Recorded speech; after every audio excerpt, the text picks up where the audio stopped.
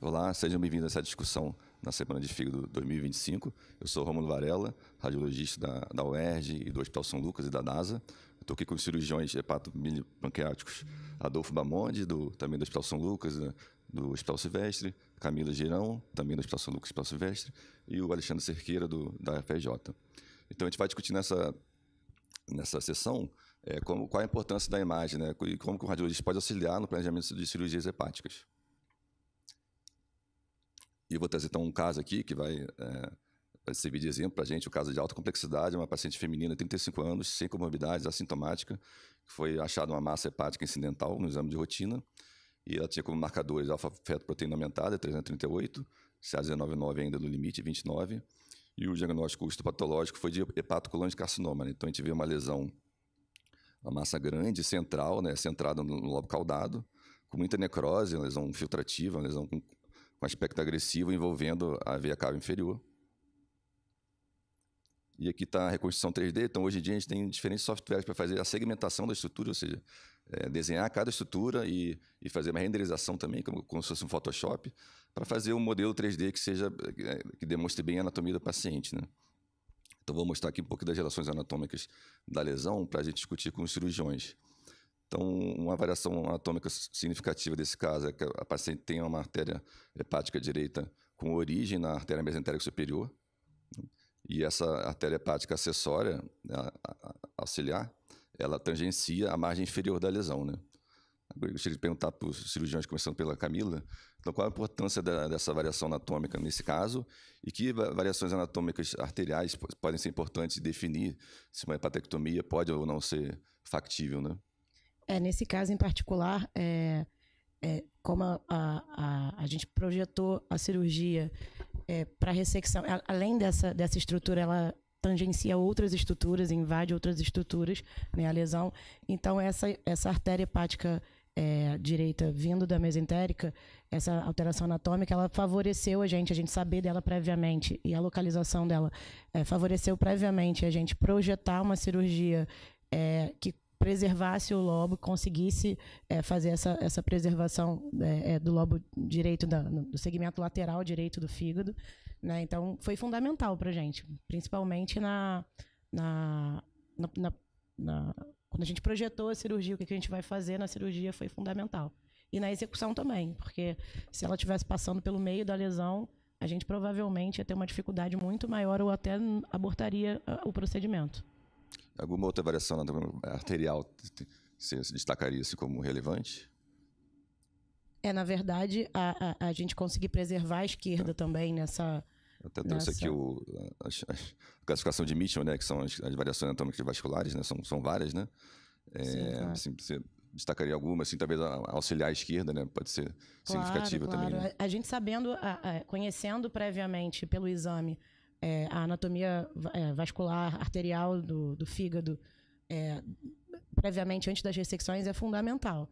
Nesse caso, foi fundamental, mas na maioria das vezes é fundamental para a gente conseguir ter uma perspectiva do que a gente consegue ressecar. Muitas vezes a invasão da artéria, se tiver uma variação anatômica que possibilite... Pode ajudar ou atrapalhar, né? Exatamente. Entendi.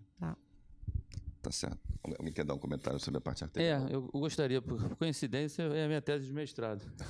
Então, assim, e o desfecho final assim, da minha tese é justamente essas duas situações, que é o tipo 4 ali, que é hepática direita vindo total da mesentérica superior, que facilita as ressecções, e no caso da hepática esquerda, quando tem vindo da gástrica esquerda, facilita o intervivo também, né? Porque aí você pega o tronco lá, a parte da gástrica esquerda é bem maior para fazer transplante de um adulto, por exemplo, que tem essa variação, que vai doar para uma criança, fica mais fácil na estomose arterial. Então, essas situações de variação são raras, né? 1.3, são bem baixas, mas facilita a cirurgia. Só um comentário. Nesse caso, especificamente, foi uma mesohepatectomia, né? Então, de fato, a artéria que ia para o segmento lateral, né, que veio essa variação anatômica, foi fundamental. E falando sobre desafios, eu acho que a expertise de um cirurgião com o transplante de fígado facilitaria um pouco. A gente estava comentando ali fora, antes de entrar aqui, seria, por exemplo, um tronco hepatomesentérico. Você teria todo o fluxo arterial do fígado vindo da artéria mesentérica superior. Aí seria, acho que um grande desafio, talvez a gente tivesse até que usar enxerto para poder reconstruir o fluxo arterial, né, desses lobos desses setores, né, que permaneceriam no paciente. Tá certo. Vamos passar aqui sobre as relações com o sistema porta, né? Então, a lesão é posteriormente ao tronco da porta e a bifurcação portal, que é típica, né? A porta se divide em ramo direito e ramo esquerdo, e uma relação maior ali com o ramo esquerdo, sem um envolvimento circunferencial, né? Ela toca ali a face posterior da porta. E com relação a essa relação da lesão, nesse caso, com a porta, e que possíveis variações anatômicas portais podem ser significativas para o planejamento cirúrgico. Adolfo. Bom, nesse caso especificamente, o acometimento, né, do ramo esquerdo não dificultou a preservação do ramo do segmento 2 e 3, né, que foi fundamental para preservar esse setor. Existem algumas variações da veia porta que seriam prejudiciais, a meu ver, que seria uma veia porta trifurcada, por exemplo, né, ou então a veia porta com o ramo direito, vamos dizer assim, mais... Posterior direito.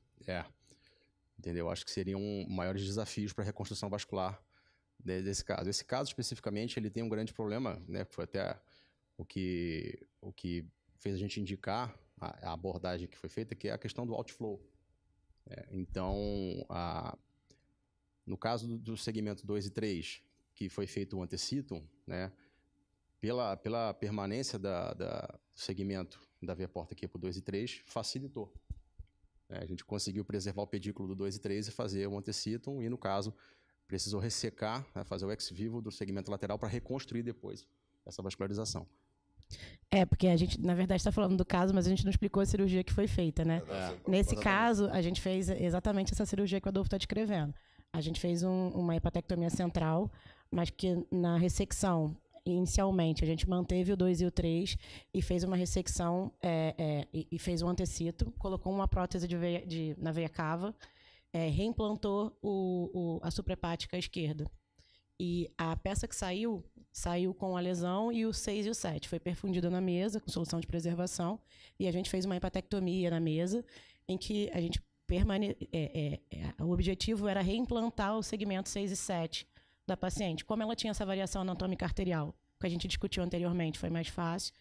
E a gente teve que achar a porta também, como ela não tinha uma variação importante, a gente já tinha separado a porta ali pelo Rouvier, então a gente também já tinha uma noção vascular do não comprometimento, né, pela imagem do segmento de porta que a gente tinha, para poder programar o reimplante do enxerto, tá, do autoenxerto.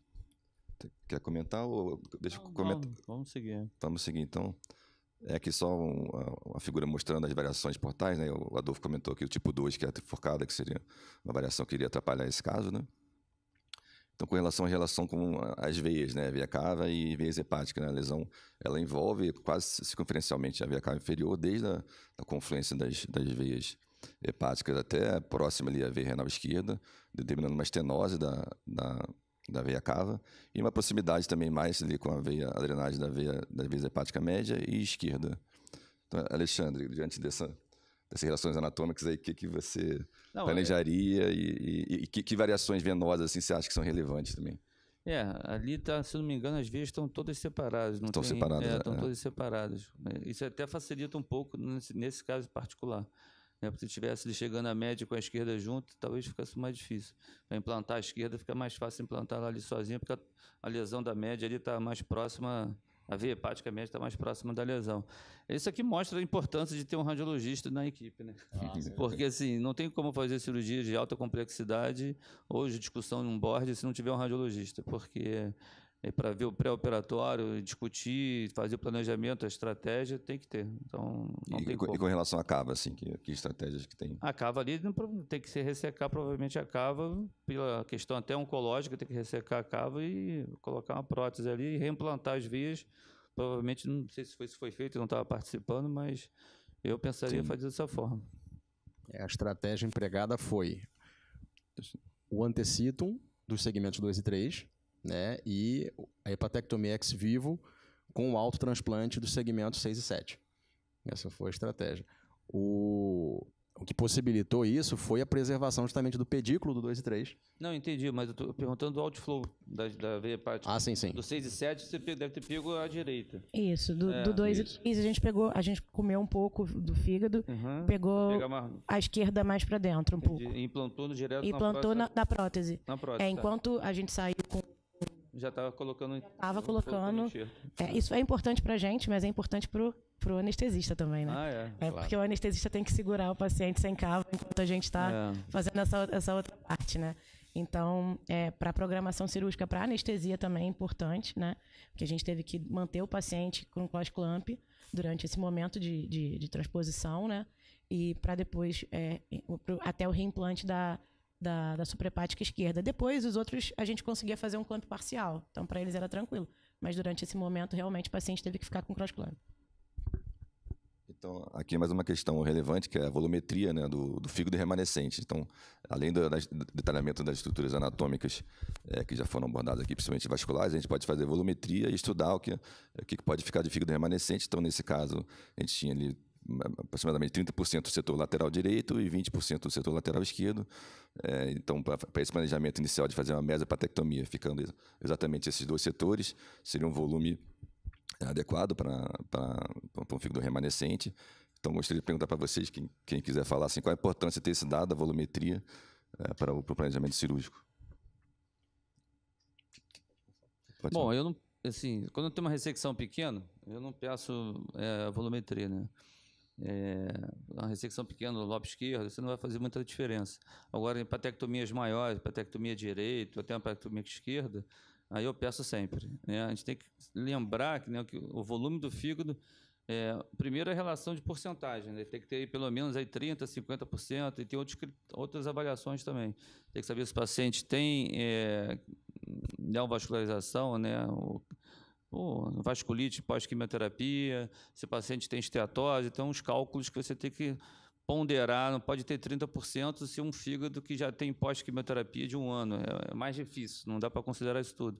E outro cálculo é que você tem que ter pelo menos 1% do peso do paciente, por isso que eu perguntei o peso do paciente. O japonês aceita até 0,8, né, até para fazer transplante intervivo. Às vezes ele faz até com 2 doadores, porque não tem peso suficiente. Mas esses 2 cálculos você tem que ter na cabeça. Tanto a porcentagem do volume do fígado ali que vai ficar, quanto a relação do peso do fígado em relação ao peso do paciente. Vamos seguindo? Quer comentar uma coisa? Uma outra coisa interessante também, esse estudo, ele permite para a gente, não sei se aplicaria exatamente esse caso, mas a gente poderia usar, né, caso não fosse um volume remanescente ideal, a gente poderia usar estratégias, né, de embolização com radiointervenção para poder facilitar o crescimento do lobo que a gente quer preservar. Isso aumentaria a chance de uma ressecção mais segura, né, e menos risco de insuficiência hepática no pós-operatório. Então, como já foi falado, a cirurgia que foi proposta foi essa, né, da mesohepatectomia ex vivo com autotransplante. Então, a gente vê... Vocês querem descrever o que a gente está vendo ali? Melhor vocês, né? A gente está vendo ali no caso, a peça, né? A gente desenhou ali do lado, no outro lado a gente desenhou a peça que foi retirada. Travou aqui. E ali onde o Rômulo estava mostrando é o segmento 6 e 7, né? Ali atrás, aquela parte mais clara, branca, aqui é a prótese. Né? Isso. Os vasos reimplantados, né? A veia porta e as artérias. E o segmento 2 e 3 ali, mais à direita, no caso, né? Na minha direita, no caso. Tá certo.